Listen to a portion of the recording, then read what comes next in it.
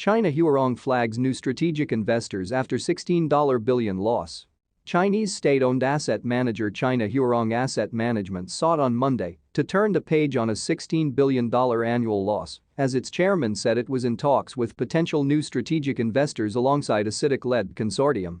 Wang Zhanfeng, on an earnings call, said many investors continue to have faith in Huarong and that it was speaking with potential new domestic and foreign strategic investors.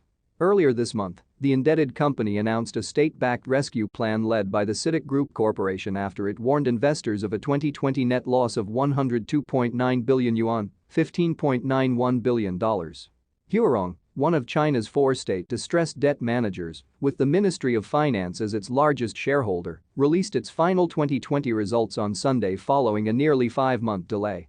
"We need to turn from quick profits to long-term profits to hard-earned profits," Liang Qiang, executive director of Huarong, said on the call, alluding to the company's rapid expansion under its former chairman Lai Xiaomin. Lai was executed in January following one of China's highest-profile corruption cases. Huarong executives emphasized what they said was a more stable outlook for the company focused more on its core business. They said the company's offshore unit, Huarong International, would remain a strategic platform, and they believed it would continue to improve its asset structure and that its financial indicators would recover. The company would decide whether to roll out a refinancing plan for dollar-denominated debt based on its credit recovery process, its operational and developmental needs, as well as regulatory approval, they said. A decision on whether to buy back outstanding perpetual bonds would also be based on the operational situation of subsidiary China Huarong International Holdings Limited as well as contracts and deals made with creditors, they said.